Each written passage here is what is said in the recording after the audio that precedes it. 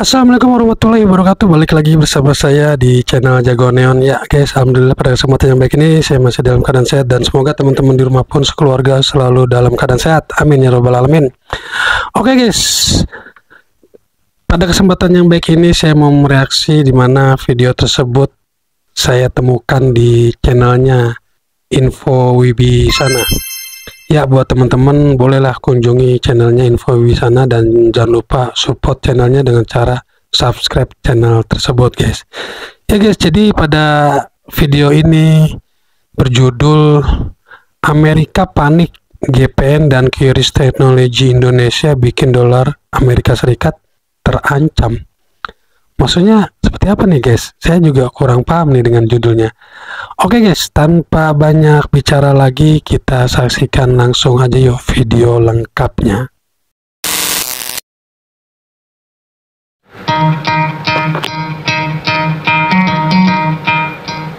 Guys, ada info yang benar-benar gawat nih.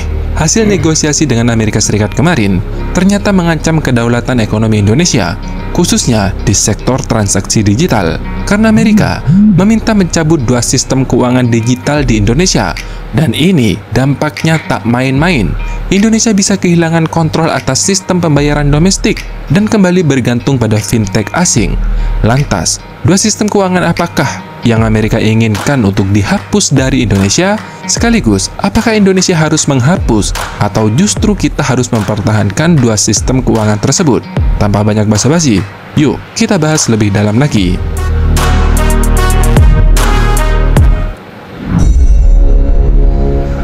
Dengan ancaman tarif, Donald Trump telah berhasil menjalankan agendanya dan Indonesia telah terjebak untuk melakukan negosiasi. Sayangnya, dalam negosiasi tersebut, terlalu banyak permintaan dari Amerika Serikat yang justru lebih banyak merugikan negara kita. Di antaranya, yaitu tekanan terhadap kebijakan sistem pembayaran digital, yaitu QRIS dan GPN. Oke, kita bahas satu persatu.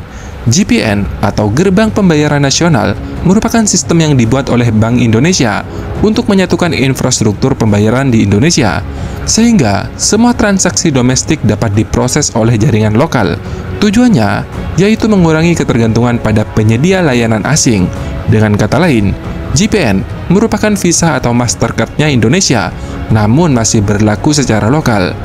Sedangkan untuk transaksi internasional, saat ini Indonesia masih bergantung pada fintech asing, khususnya dari Amerika Serikat, yaitu Visa dan Mastercard. Tentu, GPN merupakan sistem yang sangat penting bagi Indonesia, karena dengan adanya GPN, setiap transaksi lokal, biaya transaksi akan masuk ke negara kita sendiri.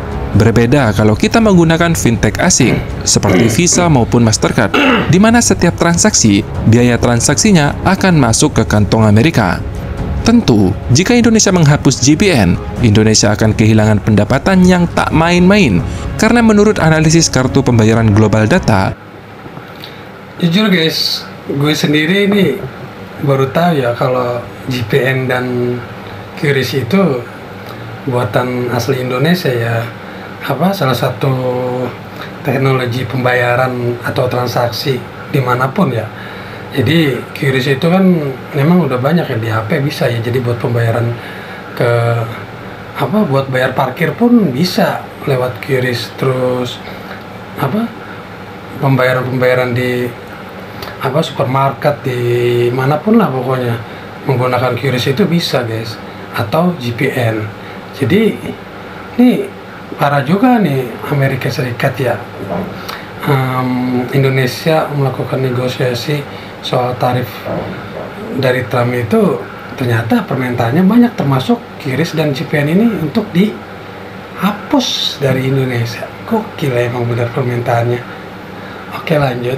Nilai pembayaran kartu Indonesia pada tahun 2025 diperkirakan mencatat pertumbuhan sebesar 2,6%, dengan nilai transaksi mencapai 984 triliun rupiah atau sekitar 62,1 miliar US dollar. Bahkan, di tahun 2029 diperkirakan akan tumbuh hingga 8%, mencapai 1.379 triliun rupiah atau sekitar 87 miliar US dollar. Kalian bisa bayangkan, jika GPN dihapus, tentu bank dan penyedia layanan lokal kehilangan pendapatan yang sangat besar. Selain itu, Indonesia juga kehilangan ekosistem fintech lokal yang sangat strategis. Karena tanpa GPN, Indonesia kehilangan kontrol atas ekosistem keuangan digitalnya yang berimbas pada sistem keuangan digital turunannya, seperti dompet digital, payment gateway, yang digunakan di Tokopedia maupun Shopee. Kemudian juga kehilangan pendapatan dari transfer antar bank digital, seperti Jago, Sibank, Neobank, dan Digibank. Bahkan, program bantuan sosial atau subsidi yang disalurkan melalui sistem pembayaran digital seperti kartu prakerja atau BLT bahkan akan terdampak jika sistem pembayaran kembali dikelola oleh jaringan asing. Tentu, melihat dampak bagi Indonesia yang sangat serius, pemerintah harus dan wajib mempertahankan GPN karena ini merupakan sistem induk pembayaran digital Indonesia. Apa yang telah diperjuangkan oleh Presiden Joko Widodo sejak 2017 harus tetap ada demi kedaulatan ekonomi Indonesia sendiri. Karena meskipun ini sangat penting bagi Indonesia, tapi Amerika Serikat bukan berarti tidak punya nilai tawar untuk meminta Indonesia untuk menghapus GPN. Karena GPN masih berlaku atau hanya digunakan secara lokal. Dengan kata lain, jika melakukan transaksi internasional, Indonesia masih menggunakan fintech dari Amerika Serikat, yaitu Mastercard maupun Visa. Dan Amerika Serikat, sejak 2017 atau awal perilisan GPN, pernah mengancam akan mencabut fasilitas GSP atau Generalist System of Preference dari Visa maupun Mastercard. Jika Indonesia ngotot mempertahankan GPN, itu berarti bukan mustahil jika ancaman itu kembali muncul pada negosiasi kemarin. Nah, sistem keuangan yang kedua yang juga mendapatkan ancaman dari Amerika Serikat yaitu QRIS. Indonesia bisa dikatakan salah satu negara yang revolusioner dalam membangun sistem keuangan digital, terutama dengan inovasi seperti QRIS atau Quick Response Code Indonesian Standard, sebuah sistem pembayaran yang berbasis kode QR. Bahkan, Indonesia adalah negara pertama di Asia Tenggara yang mengembangkan sekaligus menggunakan sistem pembayaran berbasis kode QR. Kini, QRIS telah diperluas penggunaannya ke berbagai negara ASEAN, seperti Malaysia, Thailand, Singapura, Filipina, Vietnam, Laos, dan Brunei Darussalam. Bahkan, Indonesia telah menjalin kerjasama dengan Korea Selatan, Uni Emirat Arab, Arab Saudi, dan Jepang untuk memperluas penggunaan QRIS di luar ASEAN. Di Indonesia sendiri, penggunaan QRIS terus mengalami pertumbuhan yang signifikan pada kuartal 3 2024 yang mencapai 53,3 juta orang dengan nilai transaksi mencapai 188 triliun rupiah. Bahkan, di awal tahun 2025 atau Januari 2025, nilai transaksinya mencapai 80 triliun rupiah. Kalian bisa bayangkan sendiri, pertumbuhan pengguna QRIS sangat-sangat pesat dan ini baru di Indonesia saja. Jika QRIS digunakan oleh negara lain, tentu Indonesia juga akan mendapatkan durian runtuh karena setiap transaksi menggunakan QRIS di luar negeri, biaya layanan sebagian masuk ke sistem keuangan Indonesia. Dengan kata lain, QRIS merupakan ancaman nyata bagi Visa maupun Mastercard. Tak heran jika Amerika meminta Indonesia untuk menghapus QRIS, karena QRIS mempunyai keunggulan yang sangat nyata dibandingkan Visa maupun Mastercard. Pertama, QRIS merupakan layanan transaksi sekaligus uang dalam bentuk digital, sehingga bisa melakukan transaksi langsung, sedangkan Visa dan Mastercard hanyalah sistem layanan transaksi saja.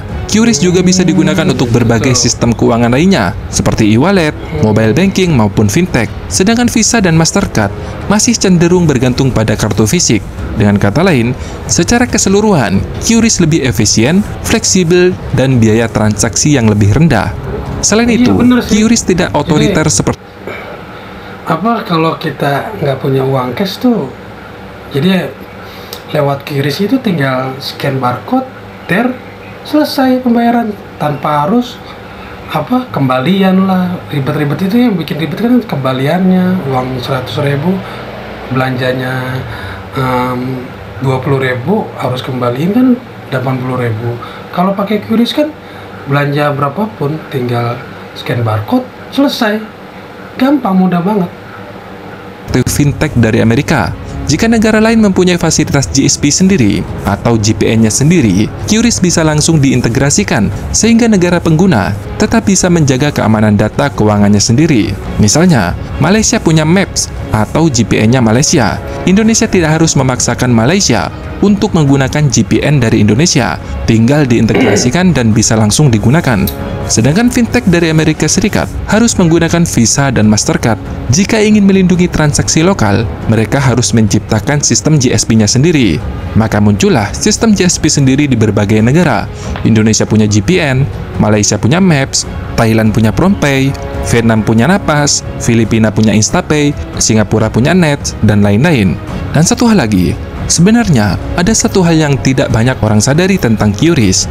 Cina adalah pelopor utama dalam pengembangan sistem pembayaran berbasis QR yang telah dimulai sejak tahun 2010.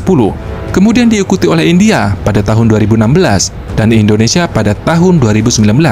Sejak 2021, Cina telah meluncurkan iChina atau RMB digital, dan hingga pertengahan tahun 2024, Lembaga Penelitian Mata Uang Digital (eChina) telah melaporkan akumulasi transaksi sebesar 7,3 triliun US dollar atau sekitar 123.000 triliun rupiah pada 180 juta pengguna. Nah, dengan QRIS digunakan hampir di semua negara Asia Tenggara, bahkan saat ini sudah mulai menjelajah di luar negara Asia Tenggara, ini bisa menjadi jembatan bagi Cina untuk menggunakan eChina atau mata uang digital Cina sebagai mata uang global. Tentu, ini bisa mengancam dominasi US dollar. Dan percaya atau tidak, sejak 2009, RMB telah menjadi devisa negara di berbagai negara, mulai dari Timur Tengah maupun Asia Tenggara. Jika Cina mempercepat menerapkan RMB digital, sudah mencakup 38% perdagangan global. Bisa bayangkan, Asia Tenggara dan Timur Tengah saja sudah 38%, bro. Kesimpulannya, GPN dan QRIS bukan sekedar sistem pembayaran. Mereka adalah fondasi dari kedaulatan ekonomi digital Indonesia. Jika Indonesia menyerah terhadap tekanan Amerika Serikat, maka Indonesia akan kehilangan kendali atas ekonomi digitalnya sendiri. Selain itu, kita juga kehilangan triliunan rupiah dari biaya transaksi yang digunakan di negara lain. Dan yang paling penting, kita kehilangan posisi strategis dalam peta geopolitik digital global. Maka dari itu, Indonesia wajib mempertahankan GPN dan QRIS sepenuhnya. Bahkan, justru melanjutkan integrasi QRIS di lintas negara. Karena semakin banyak negara yang menggunakan QRIS, maka posisi geopolitik Indonesia semakin kuat. Selain itu, pemasukan negara pun juga akan bertambah. Gimana nih kalau menurut pendapat kalian? Apakah kalian setuju kalau GPN dan QRIS dihapus? Atau justru sebaliknya, kita dorong supaya... Ya, kalau saya pribadi sih kalau bisa jangan sampai dihapus. Karena itu pemasukannya gede banget ya buat negara ya guys. Gimana guys menurut teman-teman? Komen di kolom komentar guys ya. Oke guys, sekian dulu video kali ini. Semoga video ini memberikan informasi yang bermanfaat buat teman-teman semua. Akhir kata, wassalamualaikum warahmatullahi wabarakatuh.